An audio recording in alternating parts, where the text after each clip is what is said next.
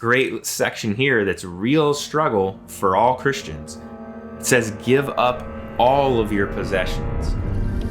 There are multiple places in the Bible that talk about this, in the Gospels. Jesus is saying repeatedly, give it all away. Welcome to Two Truths, where we explore controversial topics in religion, philosophy, and history from at least two different perspectives. I'm Dr. Darren Iamarino, and today we're looking at part 1 of the Gospel of Luke this time. Right? So we've already looked at Mark and Matthew up to this point, so we're halfway through. Now, the Gospel of Luke is interesting for a number of reasons. Let's get a little bit of background on it and the supposed author. So, the author of Luke is also the same author of the book of Acts. Now, if that tradition is true, then that means that 27.5% of the entire New Testament is basically down to this one individual. And that's a lot. Right? So we need to take that into consideration. Here we have one person presenting a large portion of what we understand of not only Jesus and his mission and message, but also the events that occur after, right? His crucifixion, resurrection, ascension, etc. So that's a lot of material. We're not looking at Acts today. Like I said, it's about looking at the Gospel of Luke, but it's worth keeping that in mind. Very intelligent individual, a doctor, supposedly, and high quality Greek. So someone who's quite knowledgeable. Now, who's the audience for this particular gospel? It's interesting because there's a lot of sort of Jewish stuff mentioned. For example, it starts out in the temple. The whole gospel starts in the temple, and then it ends basically in the temple. So it's sort of bookended, if you will, with the temple, which feels pretty Jewish, but it's very obvious that the audience is a much broader audience to include Gentiles. So it's sort of a gospel inclusive of everybody, could say. What about the dates? Typical dating here is going to be 80 to 95, somewhere in that range, putting it basically at the same time as the Gospel of Matthew, more or less. Now, one intriguing thing that might give some credence to the fact that this gospel is for everybody, not just more for a Jewish audience, is that the genealogy that we have here in Luke goes all the way back to Adam and Eve, all the way back to basically God, right? Whereas in Matthew, that's not the focus. The focus is more about drawing a connection to David, right? And that would be a concern more for a Jewish audience, whereas Adam and Eve, and this is for everybody type of thing. With that little intro, a little bit of background there, let's dive straight in, and we're going to be jumping around just like in the other videos and looking at either interesting passages or controversial passages. So let's start pretty close to the beginning here. Chapter 1, verse 8. Now, John the Baptist's father is going to see the angel Gabriel in the temple sanctuary, but he only sees the angel in the presence of heavy incense. So this is going to be, I think, an interesting recurring theme here in this gospel is like, how do you really, how could you really witness an angel? How do you potentially even, how could demons also manifest? So we're going to see a couple examples like this as we move through today's video. I would say that the reason why there was the manifestation that was visible is likely because of the sheer amount of incense. Anyone who knows anything about the occult sort of arts and divination, but mainly if you're trying to do an invocation or evocation especially, you use a lot of incense, not like a tiny little stick of incense.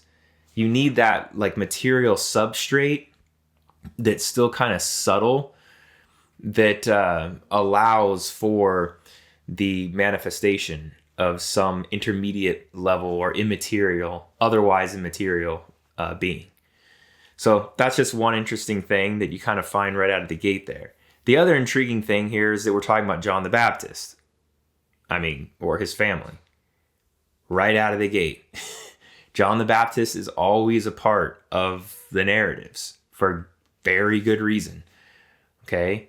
I've tried my best to kind of avoid going into details on, him and his importance, because I'll probably do that in a separate video. But just take note that he's here again, and his extended family now is going to be brought up a lot in chapter 1. Chapter 1, verse 34, the famous Annunciation. I'll bring up some images of, artistic works of the Annunciation. You've all seen it. There are a lot of examples from famous European painters over the years. Now, during this Annunciation, you have Mary saying that she has not known a man. Okay? Now, that's really what it's saying, rather than saying strictly like virgin. But this is kind of like the whole know someone biblically type of phrase, right? Which implies a sexual sort of encounter. So she's pretty clearly stating that, like, hey, I've never been with anyone, so how could I be, with child?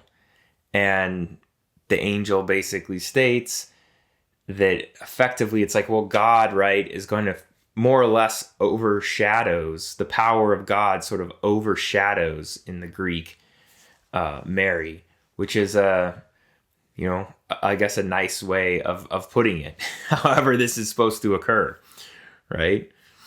So famous account there. A lot of material with Mary in the first chapter, but we need to just skip to some more provocative stuff. So let's jump to chapter 2, verse 41, I believe, where Jesus is preaching in the temple at the age of 12. Really important section here. There is no material that exists on Jesus's like adolescent time period. Nothing.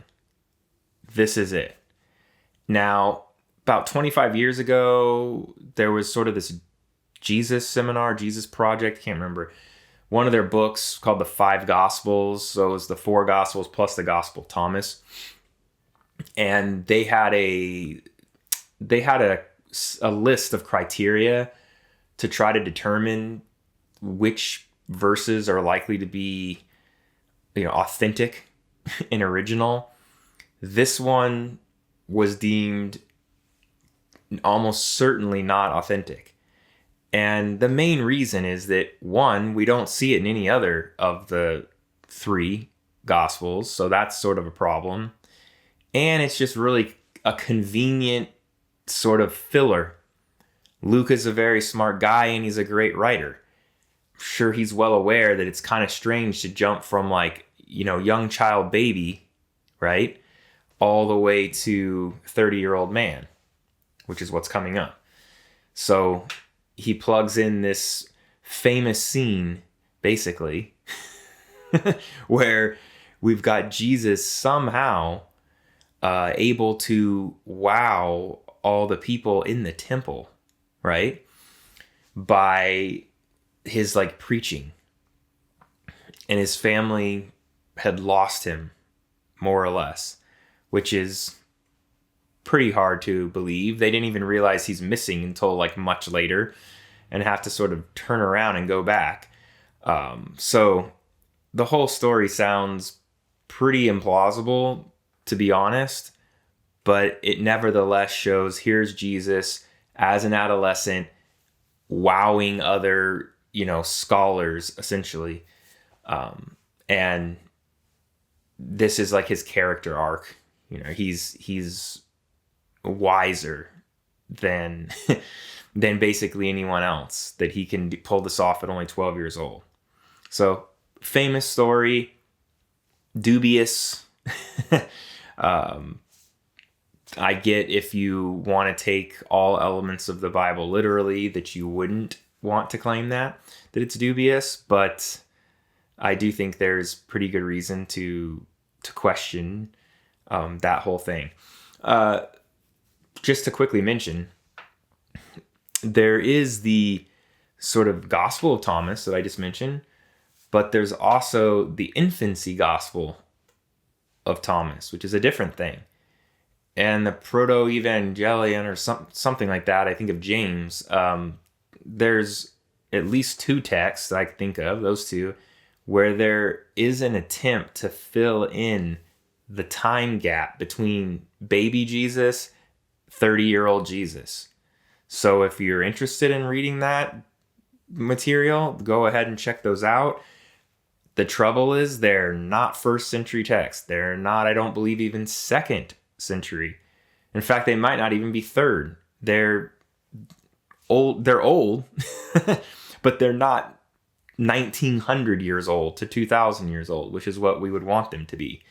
So they're completely separated from anyone who actually was alive and knew Jesus. But the fact that there's nothing filling in that gap is understood to be a little bit of an issue. And so over time, there are authors that try to fill that. Okay. All right. Speaking of Jesus being 30, where the heck do we get that? Chapter 3, verse 23 is where it states that Jesus is basically around 30 years old. And if his mission lasted for about 3 years, this is why we understand him to be 33 years old when he's crucified. Right? That's kind of one of the places where we get that from. Don't have much else to say there, but it does show that there's a big gap of time. Even if we're to accept this 12 years old in the temple thing, we just jumped, a huge chunk, 18 years, that's a lot. And he's a fully grown man preaching all of a sudden. So tough to reconcile all that. Now, let's get into some of the stuff that Jesus is going to be saying. In chapter 4, verse 24 through basically 4:29, there's an interesting episode where Jesus has this phrase about how effectively a physician, can't heal in their hometown, and a prophet isn't accepted in their hometown, which is true, I would say. Think about it.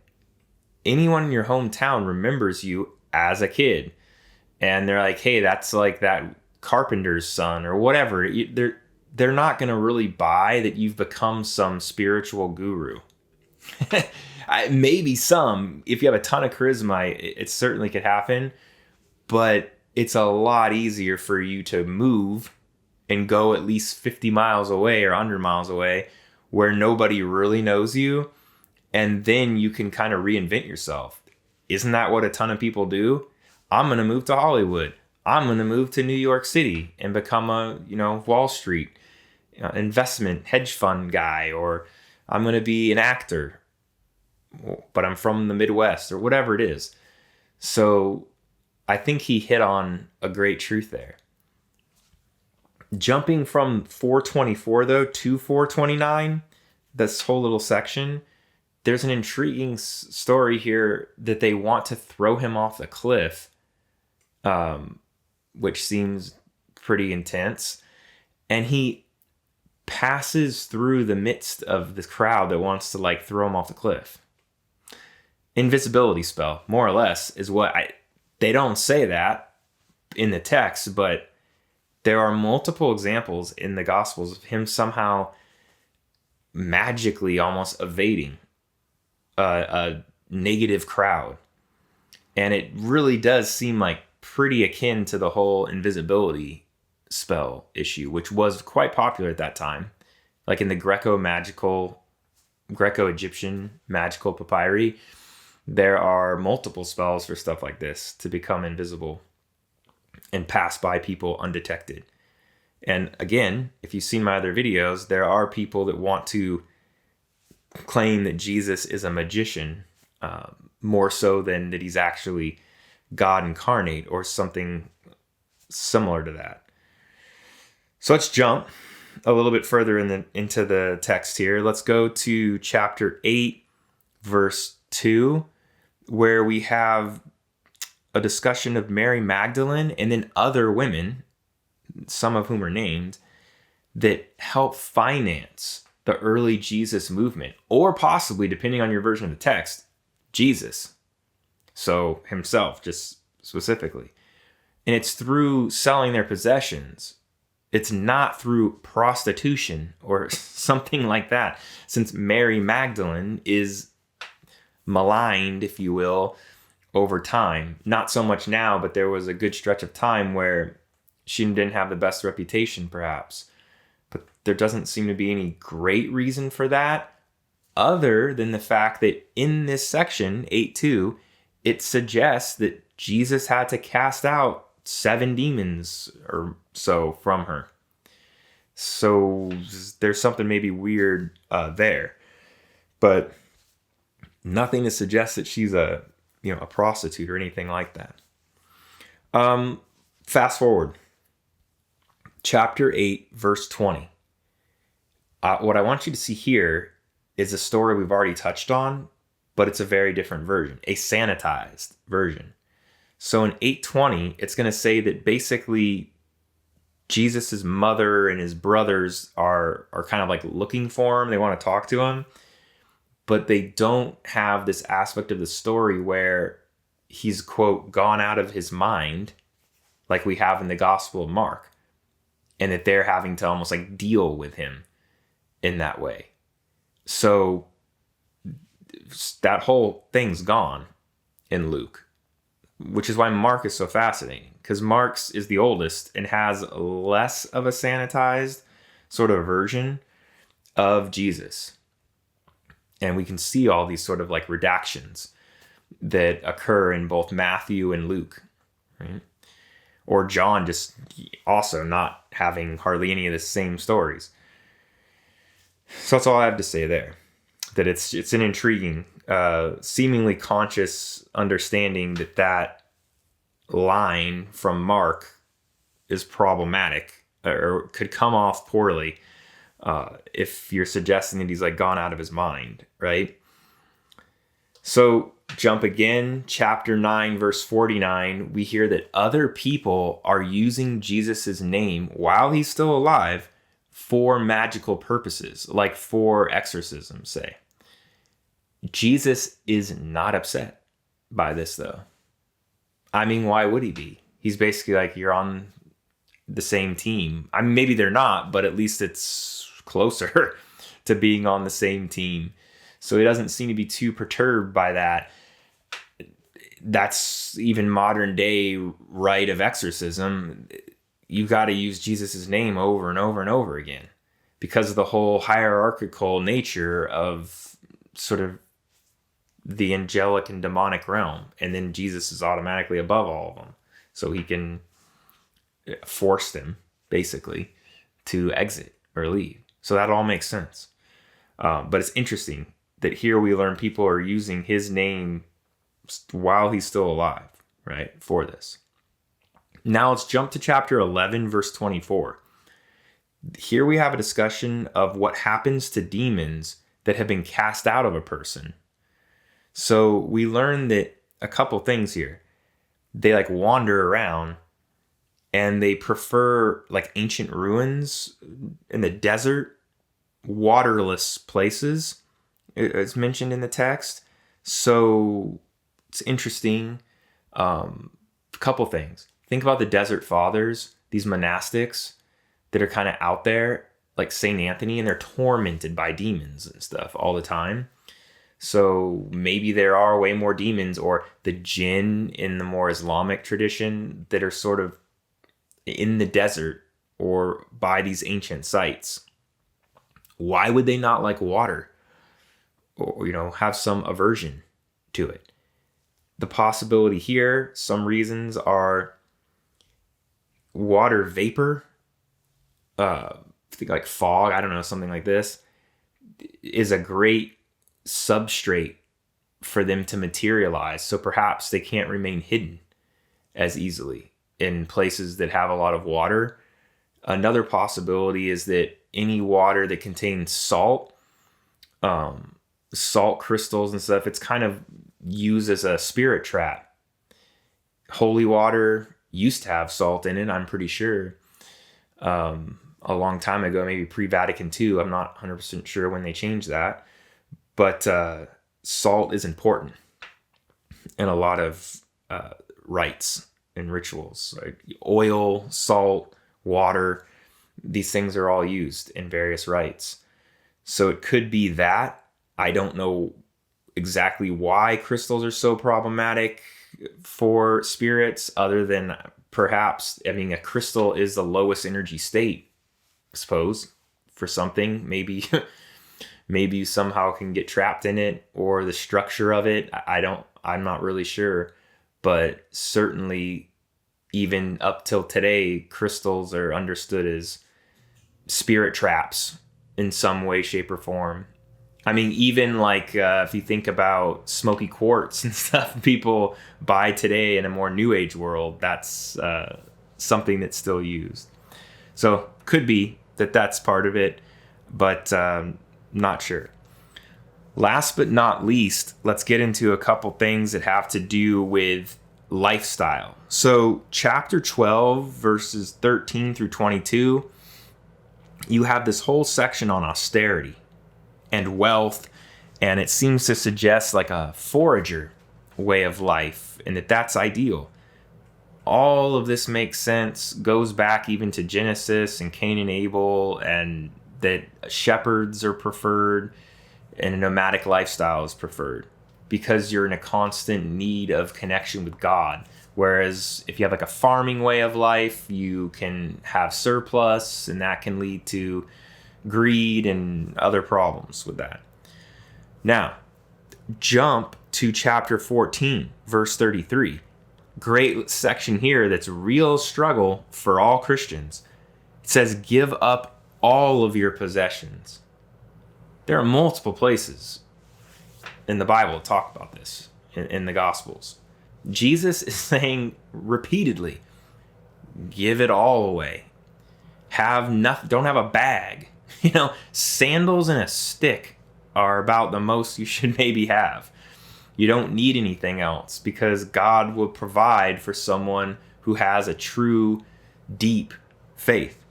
Now, that's in stark contrast to most understandings of like Christianity today, especially in the prosperity gospel or a lot of mega churches.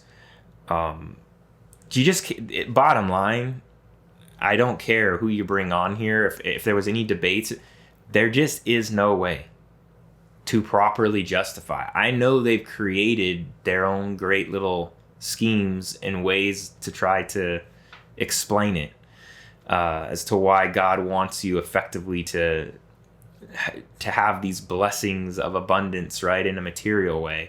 But it's BS. It just is. There's just no way around it. It's so obvious with the repeated references throughout the Gospels. So, very famous one there. That just saying to give all of it up.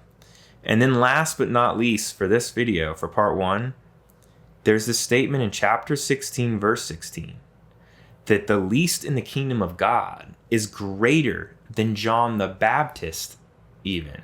Well, that's a shock because John the Baptist is basically the forerunner of Jesus. It's because there's this tension. You see, there's this tension between the John the Baptist movement and this very small early Jesus movement. Who's really running things? Who's in charge? John's arrested and killed. Now everyone moves to Jesus, or like a decent chunk, not everyone, move to Jesus. John's questioning Jesus at other times. Like, is this guy really what I think he is or what he should be? So there's this intriguing tension. between the two at this time. So that's it for part 1. Check out part 2 as well so we can get through the rest of this, right? Fascinating gospel. So see you soon.